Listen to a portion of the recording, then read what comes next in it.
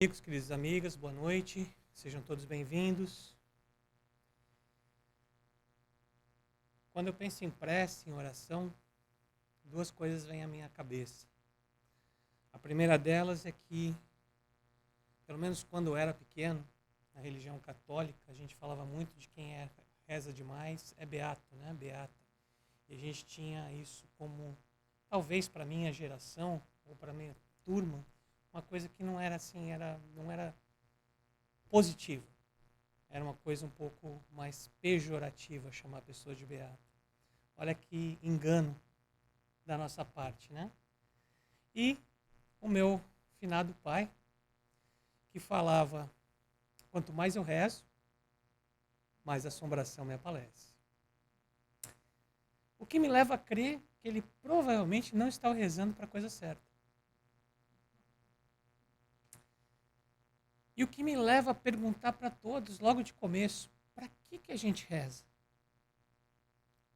Qual é o objetivo de nós rezarmos? Para que nós rezamos? Ou para quem? O que nós queremos quando nós rezamos? Vocês podem me dizer para quê? Alguns exemplos. A gente reza para pedir, para agradecer, alguma coisa a mais? Para o próximo, para louvar. O que a gente, de tudo isso que foi falado, o que mais a gente tende a rezar? A gente tende a rezar mais para agradecer, para pedir, para louvar, em geral para pedir, né? O mais interessante é que quando a gente pede, como eu brinquei, na verdade, meu pai falava isso mesmo, tenho dúvida, mas a gente não sabe pedir. Então, cuidado com o que a gente pede. Um exemplo simples é, quando você pede para ter paciência, o que é você acha que vai ser enviado para você? Em forma de provas, para testar a sua paciência. Então, dizer que você está rezando para ter paciência e só vem mais problemas para você, foi exatamente isso que você pediu. Nós temos que entrar em sintonia com aquilo que a gente quer e aquilo que a gente pede. Porque senão não funciona. Quem esteve aqui há 2 semanas atrás, viu as perguntas que mais se faz com relação à prece. Podem as preces que nós mesmos fizermos mudar a natureza das nossas provas e desviar os recursos? Ou seja, se eu pedir por mim fervorosamente, as coisas vão mudar? Ou o meu destino, o que eu tenho setado para mim vai mudar? O que vocês acham? As vossas provas estão na mão de Deus. E algumas há que têm de ser suportadas até o fim. Mas Deus sempre leva em conta a resignação. A prece traz para junto de vós os bons espíritos, e dando-vos esses a força de suportá-las corajosamente, menos rudes elas vos parecem. Ou seja, quando nós fazemos uma prece, nós aliviamos o que nós chamamos de problema ou de dores. Vamos entender dor de uma forma um pouquinho diferente do que a gente costumeiramente entende. Nós entendemos dor como sofrimento.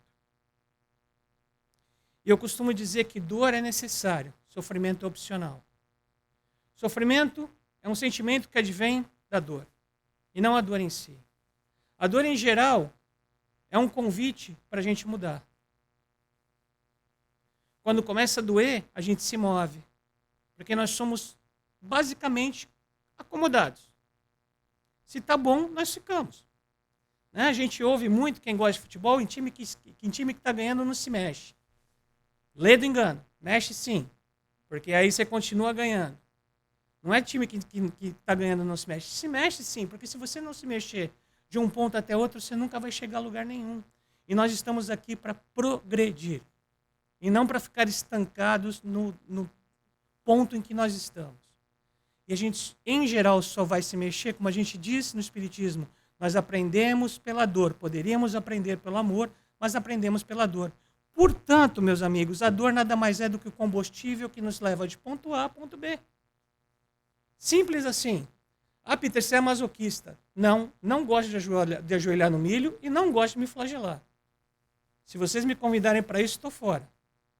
Não é uma coisa que eu costumo fazer e nem vou fazer. Mas entender a dor que chega para a gente, ressignificar essa dor como uma prova, como um teste, como uma coisa que a gente tem que aprender, funciona muito melhor.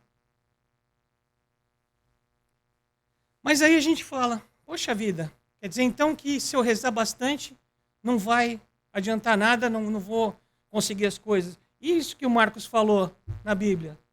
Seja o que for que peçais na prece, crede que obtereis e concedido vos será o que pedirdes. Está aí, ó. Não está? Não foi escrito, não está na Bíblia.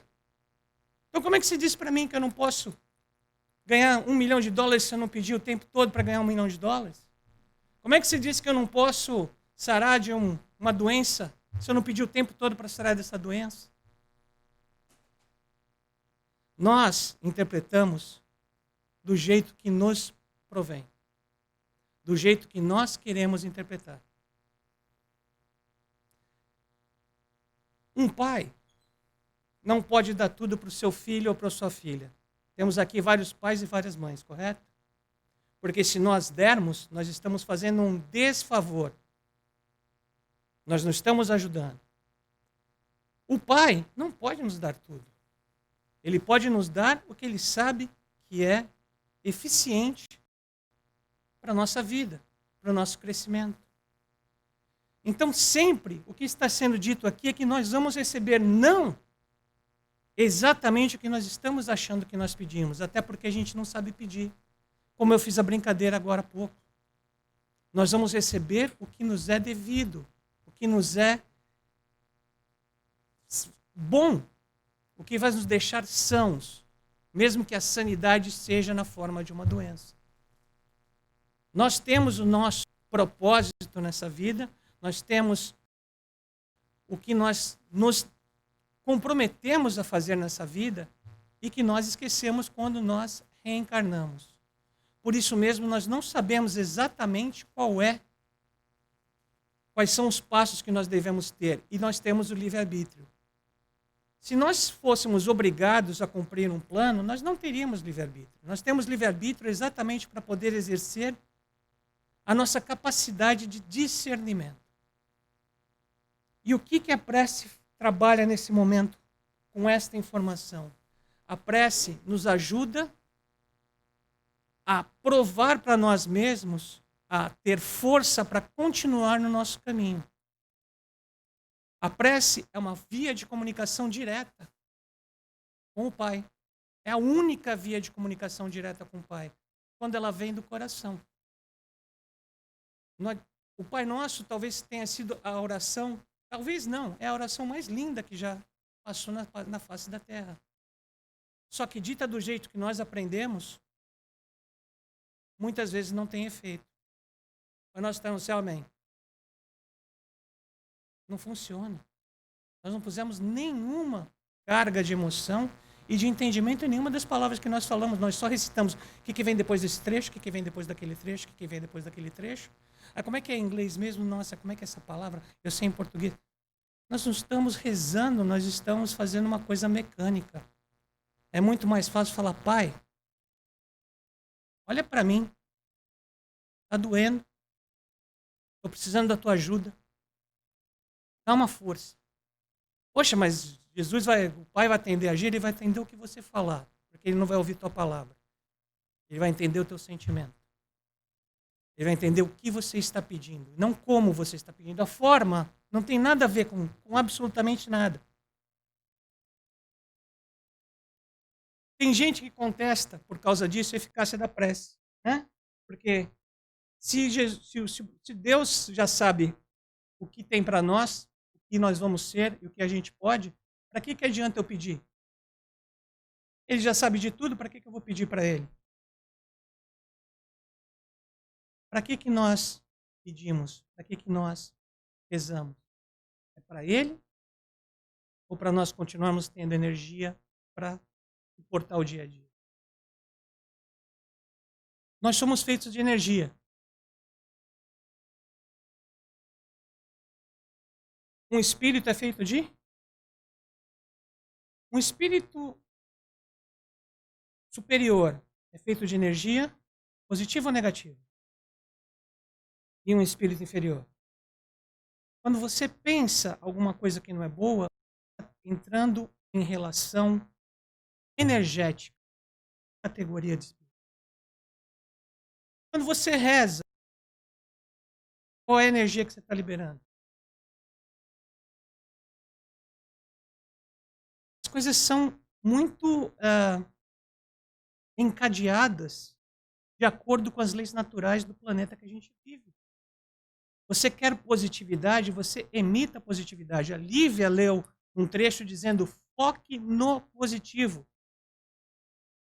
E as coisas vão melhorar. Por quê?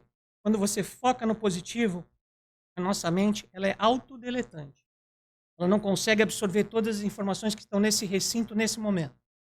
Então, quando você foca no positivo, você deleta o negativo. Você não consegue se focar no negativo. E quanto mais você se foca no positivo, mais a sua mente vai te dizer: continue prestando atenção nisso. E quanto mais você prestar atenção no positivo, mais você se carrega de energias positivas. A oração é uma das melhores maneiras de se focar e de mudar a polaridade e a qualidade do seu pensamento. Pela prece, o homem entrar em concurso dos espíritos bons que vêm sustentá-lo em suas boas resoluções, inspirar-lhes os bons pensamentos. Adquire força moral necessária para vencer as dificuldades e voltar ao caminho reto. Pode também desviar de si os males que atrairia pelas suas próprias faltas.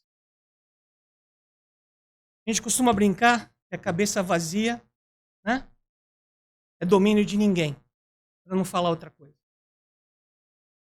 E é verdade. Com 85 mil pensamentos por dia, gente, como é que a gente controla?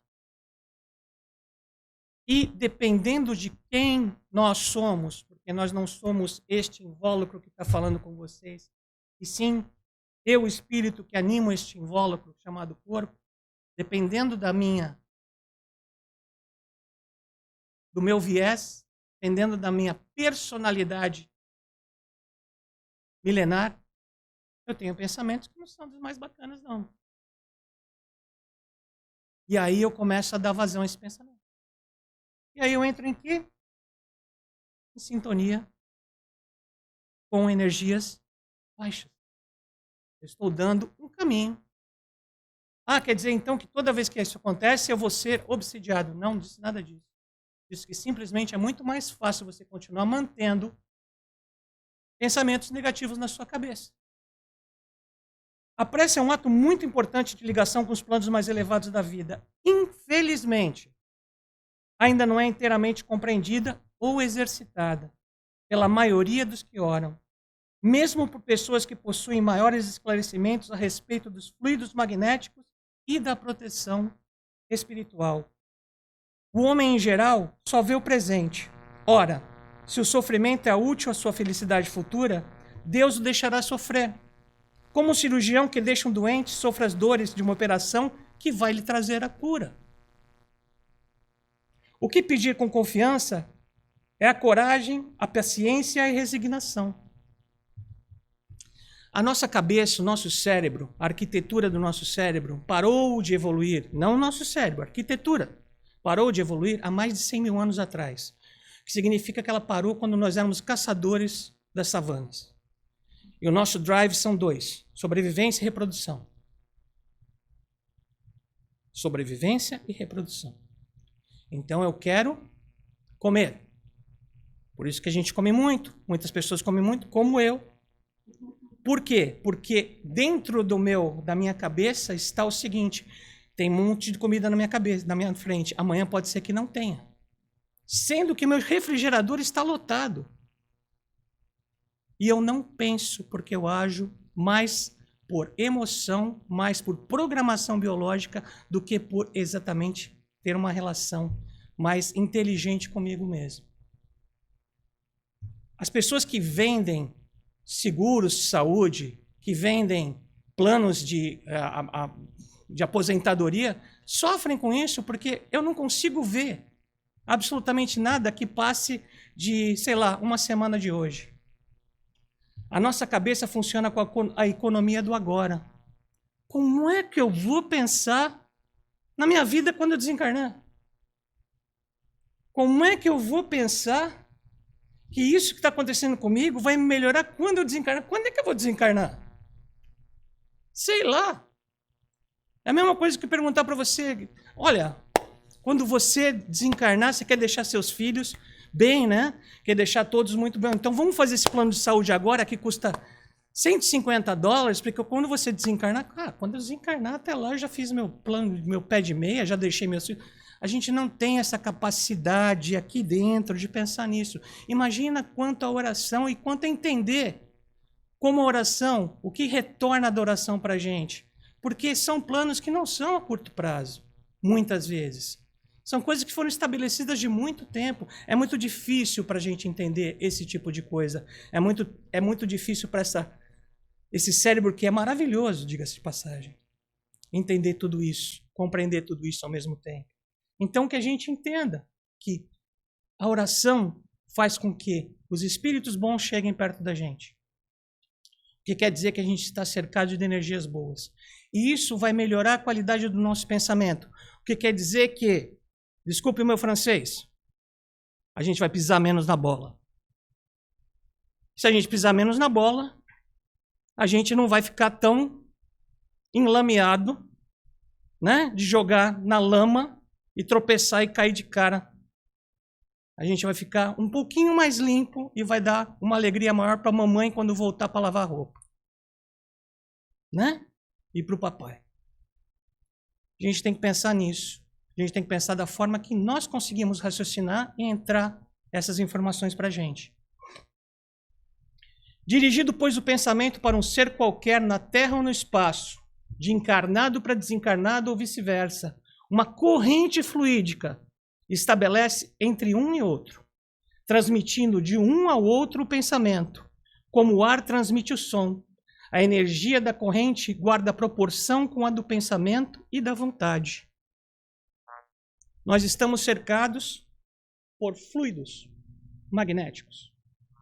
Quando nós emitimos um pensamento, ele sai em direção a outra pessoa, atinge essa pessoa.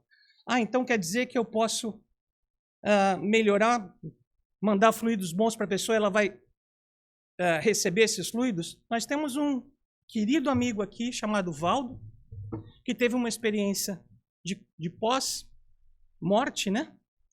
E que retornou para nós e que disse que quando ele estava aguardando para ver se ele ia para o plano espiritual ou retornar, ele sentia as orações, ou vamos traduzir de novo em energia, passarem por ele como bolhas quentes e reconfortantes.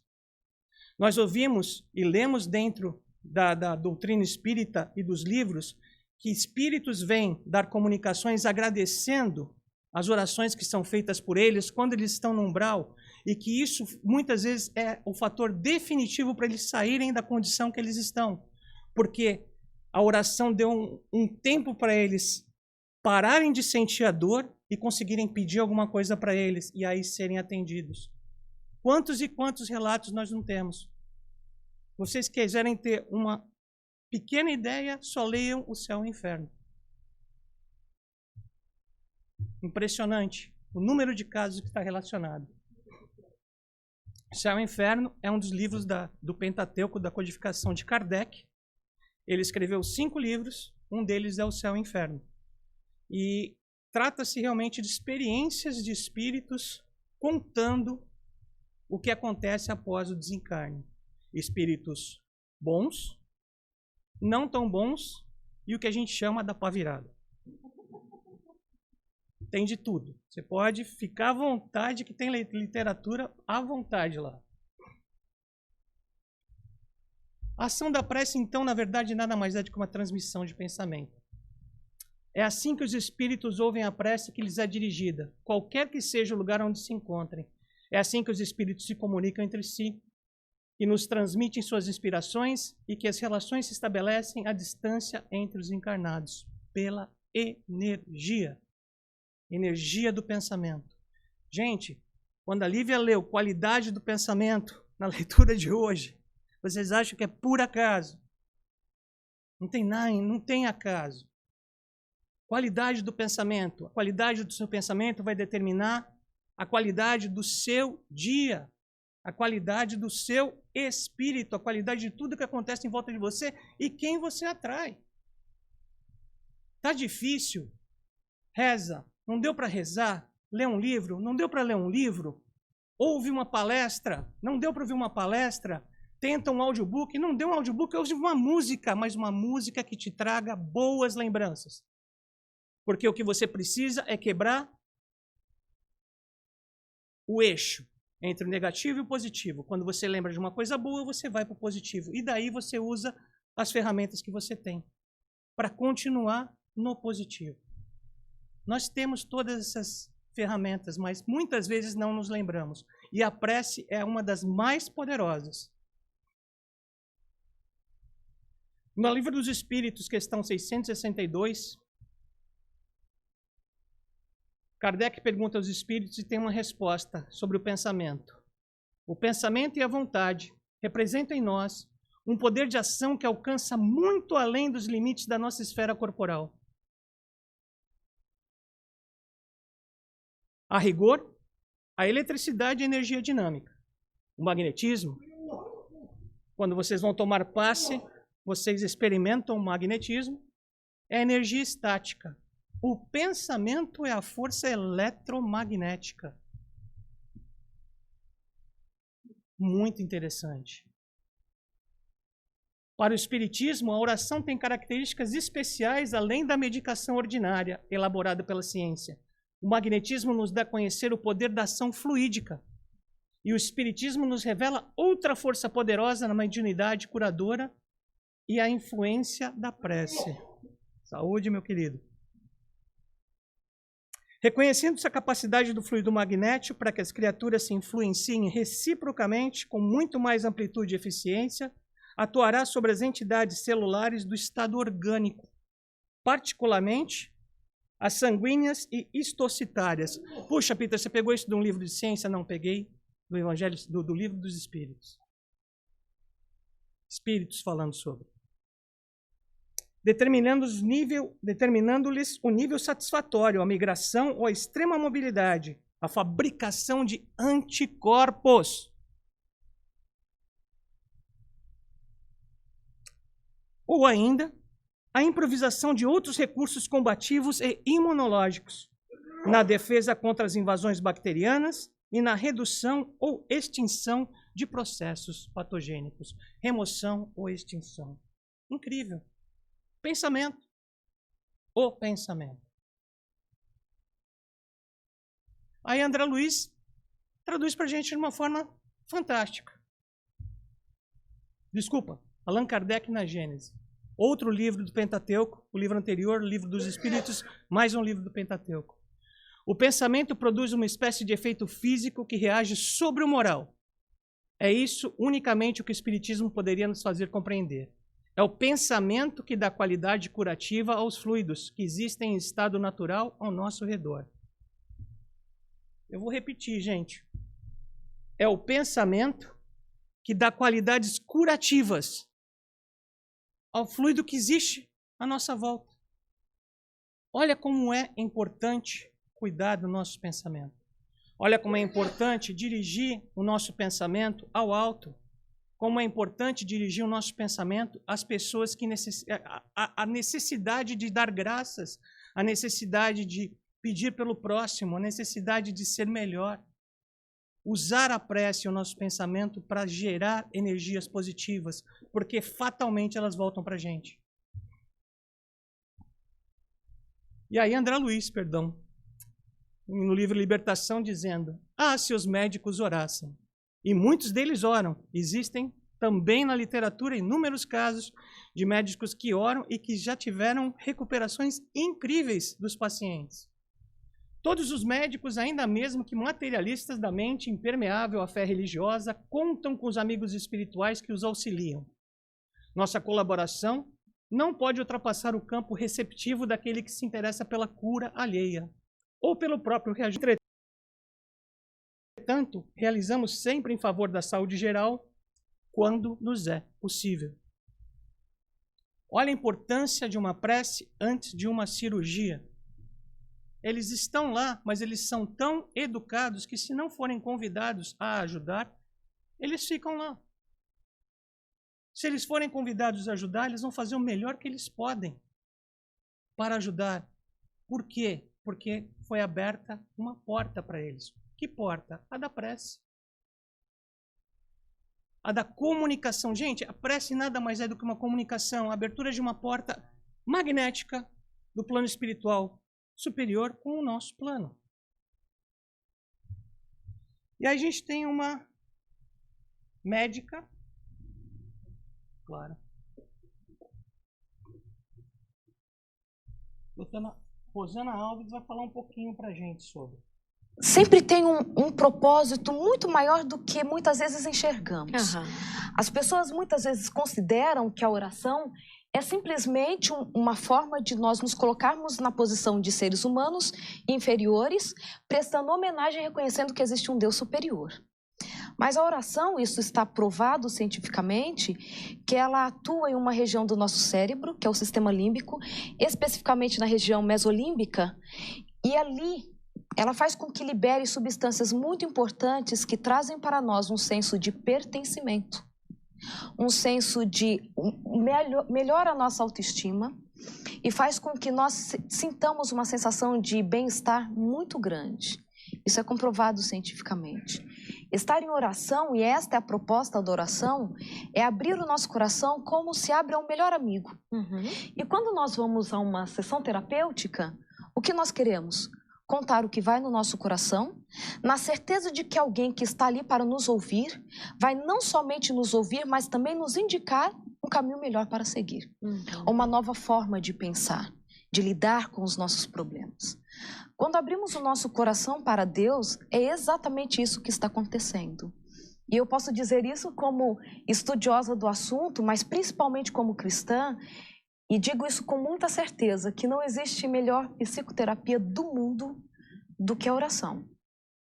Porque quando eu ajoelho diante de Deus, eu estou dizendo assim, Senhor, eu tenho as minhas fragilidades e acredito que o Senhor pode resolver todas elas. E Ele pode resolver. Amém. E quantos nós conhecemos que têm as suas vidas resolvidas ou têm pelo menos encontrado esperança a partir da oração? E por isso que também Isaías diz que a oração não pode ser uma vã repetição. Porque quando estamos só repetindo, nós não estamos refletindo. Não estamos colocando diante de Deus a angústia ou as alegrias daquele dia, daquele momento. Não estamos sendo autênticos. Não, oração é isso, e é por isso que funciona com família. É por isso que funciona entre somente mim e Deus. É colocar o que sinto. É colocar as minhas fragilidades e também colocar os meus progressos diante de alguém que pode me ouvir, que pode aplaudir e que pode me ajudar. A oração é a maior psicoterapia que existe, de uma neurocientista. Alguém aqui, eu sei que eu vou falar através de um dos meus filhos que mandei, né? Olha só, eu vou falar a palavra que veio na cabeça. Eu ia corrigir, não, mas é mandei, na nossa cabeça. Mandei meu filho para o psicólogo. Para quê? Para consertar esse menino. Beleza, vai funcionar. E ele ficou várias sessões e não falou nada. Muito inteligente. Enrolou e não falou nada. Psicólogo maior, se a gente não colocar nenhuma emoção e nenhuma verdade nas nossas palavras, vai continuar também da mesma forma que o psicólogo da Terra, não resolvendo o nosso caso.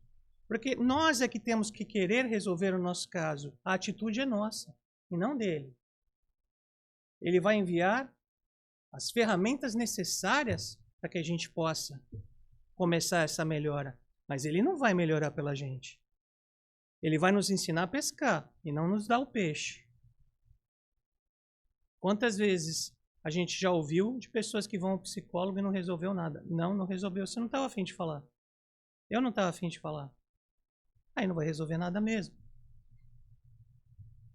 Estudo recente da NYU, Langone Medical Center, com membros do Alcoólicos Anônimos aqui nos Estados Unidos, eles foram colocados em um scanner de ressonância magnética e em seguida se mostraram para eles imagens relacionadas à bebida para estimular os desejos deles.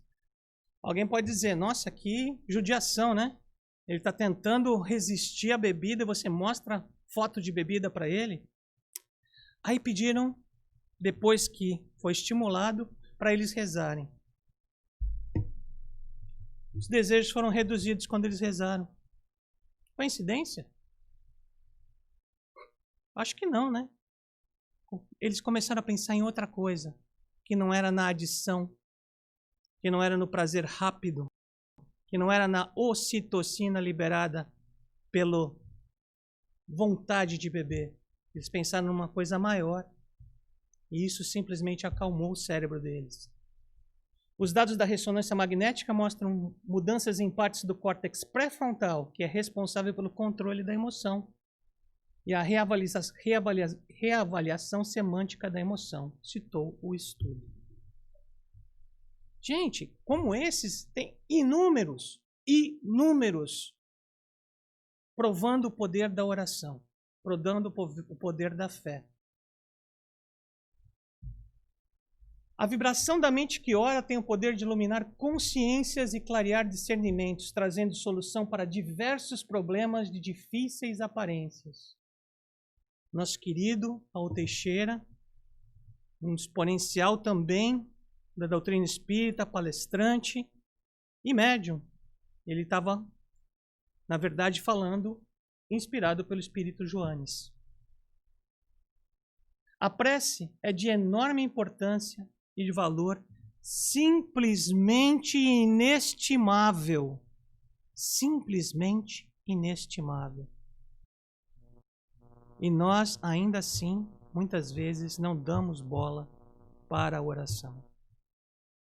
A oração para alcançar o resultado deverá ser seguida de ação, de atitude, de vontade de mudar positivamente o nosso comportamento, nossa postura e compostura, do desejo sincero de proceder melhor a cada dia, mesmo que a pouco e pouco.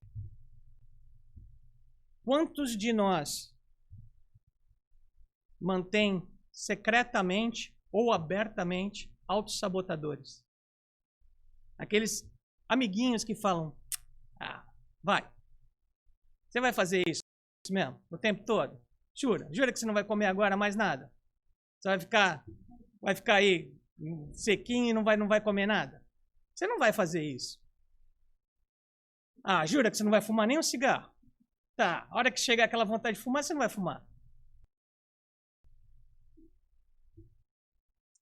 Atitude, gente, não quer dizer que você, de hoje para amanhã, vai deixar de fumar ou vai ficar magro. Eu não fui para a cama com uma bolinha na frente chamada airbag frontal, conhecida como barriga, e vou acordar amanhã sem ela. Porque se fosse assim, sinceramente, nós estaríamos de volta aos tempos romanos, onde você comia e bebia o que queria, depois mandava tudo para fora e comia de novo. Porque nós somos assim, gente. No final das contas, nós queremos a sobrevivência e a reprodução. Então, de alguma forma, existe um controle. E este controle tem a ver com a nossa atitude. Que é uma palavra que, em inglês, é uma das poucas palavras que se você colocar, se você atribuir a letra A ao número 1, a letra B ao número 2, assim por diante, é a única palavra que soma o número 100. Atitude é 100% da gente o tempo todo. 100% tentando, 100% se esforçando, 100% dando o melhor que a gente tem para conseguir fazer as coisas, para conseguir se modificar. Isso quer dizer que se eu não conseguir eu vou parar de fazer? Não, pelo contrário. Vai Vão acontecer várias vezes. De novo, a gente não acaba com o hábito em 21 dias, como se colocou na internet. 21 dias é o começo da mudança de um hábito. É o começo. 21 dias fazendo a mesma coisa é o começo da mudança de um hábito. Não é a mudança do hábito. Você não levou o tempo todo da sua vida para criar um hábito. É que nem você dizer que você... eu vou sair da minha zona de conforto. Não, você não vai. Sabe por quê? Quanto é 1 mais 1? 2 mais 2? 325 vezes 849. É exatamente isso que a sua cabeça fala quando você fala, eu vou sair da minha zona de conforto. Eu vivi 55 anos criando a minha zona de conforto, agora você quer sair fora dela? Nem a pau, Juvenal. Você vai ficar nela. Então o que você vai fazer? Como é que você vai trabalhar a sua cabeça? Eu vou expandir a minha zona de conforto. Eu vou aumentar a minha zona de conforto. Vamos começar a trabalhar para que este cara ajude a gente. E não jogue contra. Vamos começar a também rezar para isso, para ajudar com energias positivas, para que isso funcione para a gente. A oração não nos isenta das provações, gente. Diante da prova, orar envidando meios de transformar em experiência benéfica. Ou seja, você pode... A dor é necessária, o sofrimento é opcional. Se você entender a dor, a prova, como uma prova, ela não é um sofrimento, e sim uma prova pela qual você tem que passar. Diante da penúria, orar desenvolvendo serviço que a desfaça. Trabalha para ir contra a penúria, para dizimar a penúria. Diante da ignorância, orar, acendendo a luz que lhe dissipe a sombra.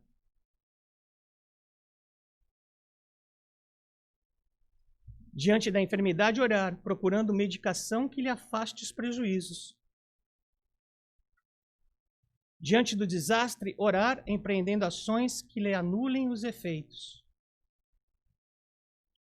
Diante da dificuldade, orar, aproveitando a lição dos obstáculos de modo a evitá-los futuramente. Gente, a cada um desses trechos a gente poderia ficar aqui comentando muito e muito, mas cada um sabe de si e cada um sabe como trabalha com esse tipo de acontecimento na sua vida. Mas o que ele está dizendo é, ora, experimenta. Você não precisa acreditar, mas se você não tentar... eu não gosto de comer brócolis. Você já tentou? Se você comeu e não gostou, de repente pode ser. Mas você já tentou? Muita gente fala, não faço, e nunca tentou. Né? Nós somos muito São Tomé, então tenta pelo menos para ver se funciona. Mas seja inteligente para ver os resultados. O resultado não é exatamente o que você está pedindo, mas o resultado vai vir. Vai vir, tranquilamente. Diante do sofrimento, orar, construindo caminhos para a devida libertação. Porque quem suporta o sofrimento, quem suporta a dor, consegue entender e ressignificar. Diante da discórdia, orar, edificando recursos para o estabelecimento da paz. Orar sempre, mas agir cada vez mais para que se realize o melhor. O que é agir sempre? Quando nós espíritas dizemos que assim seja, o que a gente está dizendo? Uma situação é desse jeito, está desse jeito. Pode ser que daqui a um dia, um mês, um ano, 10 anos, ela se modifique. Mas hoje, ela é desse jeito. E eu não tenho como ir contra esta situação, porque ela está se apresentando a mim desse jeito, então que assim seja. Gente, cada um de nós tem exemplos na sua própria casa e na sua própria família, onde você não pode modificar o jeito que o seu ente querido está se comportando. Isso, muitas vezes, pode levar ao desencarne. E aí a gente se bate, a gente se descabela, a gente se desentende, muitas vezes, não só com esse ente querido, mas com outras pessoas da família. Tudo para, no final, descobrir que assim seja. A gente faz um caminho muito longo e muito sofrido para chegar no final e falar, eu não posso, neste momento, modificar esta situação. Então, o que eu posso modificar nesta situação sou eu mesmo. É o meu entendimento da situação. E não a situação em si. Porque nós a estamos vivendo, mas nós não a criamos. Então, ora. E nesse momento, ora para você e para outra pessoa também. Porque os dois precisam de energia e de força para aguentar esta prova. E entender a sabedoria da outra pessoa, ela acha que ela está fazendo o melhor. E que assim seja. O que a gente pode fazer? A gente não pode fazer muita coisa, a não ser orar. E que essa oração realmente acalme o nosso coração. Disse-nos o Senhor, vigiai e orai, para que não entreis em tentação. Eu gosto muito de reforçar isso, porque muita gente fala orai e vigiai. Se você ora e depois você vigia, você está orando para quê? Aí eu volto lá. Qual foi a frase que eu disse que meu pai falava? Quanto mais eu rezo, porque ele não vigiava. Ele não sabia por que ele estava orando. A gente tem que vigiar, a gente tem que prestar atenção. Aí a gente sabe por que a gente ora. A gente sabe para que a gente está pedindo. E aí o pedido pode ser mais fácil de ser atendido, que não quer dizer que vai ser atendido o tempo todo. Nós temos que vigiar e aí orar. Acima de tudo, vigiam e oram aqueles que ativamente se esforçam para que em tudo se faça o bem que nos cabe fazer. Em tudo. Em qualquer momento que a gente puder fazer o bem, nos cabe fazer o bem. A gente consegue fazer isso num planeta de provas e expiações? Não estou dando desculpa não para todo mundo falar, não, estou no planeta de provas e expiação, não dá para fazer. Mas não é possível, porque muitas vezes a gente está olhando para o nosso umbigo. Mas todas as vezes que a gente ora, a gente para de olhar para o nosso umbigo. A gente olha para o alto, a gente olha para uma coisa maior, a gente sente uma energia maior. A gente trabalha com uma energia maior, fica muito mais fácil de olhar para quem está do lado da gente. Prestar atenção nos outros, não só em nós. Para agradar a Deus e assegurar a posição futura, bastará que o homem não pratique o mal? Ou seja, se eu não fizer nada de mal nessa minha encarnação, tá beleza? Como assim? Não fiz nada de mal. Como não tá beleza? O que eu tenho que fazer? No limite de suas forças. O bem no limite de suas forças, porquanto responderá por todo o mal que haja resultado de não haver praticado o bem. Deixar de fazer. Então, vamos lá de novo, voltar ao que assim seja. Não é conformismo. Conformismo é deixar de fazer. É aceitação. Aceitação de uma situação que neste momento não pode ser mudada. Vai uma grande diferença ser conformista. Vai uma grande diferença em falar, tudo é assim mesmo, que se dane, tô nem aí. Aí você caiu aqui, ó. Questão 642. Você vai responder por todo o mal que haja resultado de você não ter praticado o bem que você podia. Porque estava perto de você e você não fez. Se você possui conhecimentos superiores, ore para que não lhe falte a disposição de trabalhar. Meus amigos, não é só esse centro. Todos os centros espíritas sempre têm espaço para mais uma mão que queira ajudar. Eu espero que um pouquinho dessa oração que vocês fazem seja também para me dar a oportunidade de trabalhar para mim e para os outros. Muito obrigado.